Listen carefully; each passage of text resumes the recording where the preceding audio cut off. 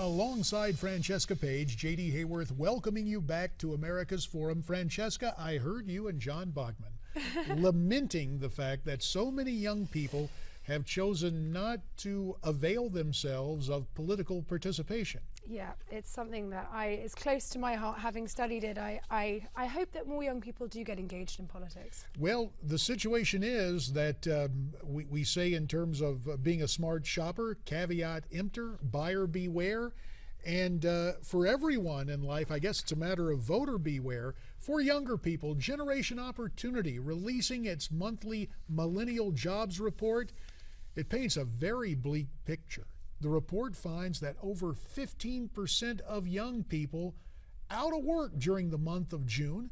And here to discuss the findings of this report, we have Patrice Lee, who is the outreach manager for Generation Opportunity. Patrice, thank you for availing yourself of this opportunity to join us to talk about your generation. Can you drill down the findings of this report for us, and what aspect of the data did you find most troubling? Well, thanks for having me. And yeah, the entire report is frankly quite troubling. I mean, when you consider that from 18 through 29-year-olds, as you mentioned, the unemployment rate is 15.2%. Now, this is the effective unemployment rate, so it adjusts for those who've actually given up looking for work. And we've calculated that to be about 1.9 million young adults. So when you think about it, there are 1.9 million young people who have frankly given up looking for a job. And what logically follows, Patrice, is to take a look at those numbers for the millennial generation. Do millennials have a higher unemployment rate than other demographic groups? Currently, they do have a higher unemployment rate. And unfortunately, what we're having is new classes of young people graduating from college with 4-year degrees and even 2-year degrees, but unable to find work. And they're battling, or they're fighting in the job market against their parents and grandparents who are still struggling to look for work as well. Patrice, your report drilled down the unemployment rate for 18 to 29-year-olds by race and also, I think, by sex. We see that for African Americans, the effective unemployment rate is over 22%. For Hispanics, it hovers over 16%. For women, over 12%. What do you think is driving the disparity in unemployment that we're seeing here? So I think what you're seeing is that for African Americans and for Hispanics, that they are not able to find the work that they need, especially given the skill sets that they have. For other demographics as well, and for men as well, or for young women, they may be college educated, or they may have other levels of education that gives them a slight edge in the marketplace. But for those who don't have those edges, it's pretty difficult to find work. And then I think we see that entrepreneurship is a great opportunity for young people, but when you have government regulations that also inhibits or creates barriers to entry, they're not even able to create their own opportunities. Patrice, I want to take you back a few years when we were all a bit younger, and for a guy who is advancing chronologically, that's important for me. But way back in 2009, during his first ever weekly address, after being sworn in as President of the United States, Barack Obama made several promises to millennials. Let's take a listen to what he had to say. We'll invest more in Pell Grants to make college affordable for 7 million more students. Provide a $2,500 college tax credit to 4 million students. And triple the number of fellowships in science to help spur the next generation of innovation.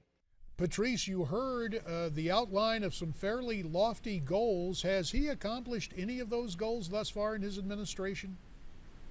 I don't think he has, and that's probably why so many young people don't think that they're willing to actually recall the president, and his approval rating among our generation is so much lower than when he was first brought into office. I think young people are tired of the government promising broken promises by the government and frankly the president of more government money. What they actually need is the ability to be able to create their own opportunities. And so I talked a little bit about entrepreneurship, and we see that as a great way of our generation leveraging their skills and their passions and their interests for something that they could create themselves. When it comes to student loans, we'll be getting into the debate about the student loan debt and what drives that. But what drives the cost of colleges, frankly, is the fact that you can get so much government money to spend, government money to pay for it. So what we don't need is more government money. We need government kind of stepping out of the way and allowing the individual to create their own opportunities. This talk of entrepreneurship, this trend of entrepreneurship that I think is right now on the horizon, and creating these opportunities, how do you believe the government needs to help and assist in creating these opportunities for entrepreneurship for these generations? Sure. So there are lots of industries where we call them barriers to entry. So they're kind of regulatory schemes that are set up to protect those who are already in the industry. And it locks out new innovators who can come in. You know, a great example is ride sharing across the country. Companies like Lyft and Uber. A lot of Lyft and Uber drivers are young people who are financing their education or trying to make ends meet while they look for a job. And now you have cities and states saying, hey, we don't want your companies coming in here, these individuals to come in and be able to provide the services that they have access to. And so that's a way of government locking out entrepreneurs, especially millennials, who are trying to drive these changes using technology.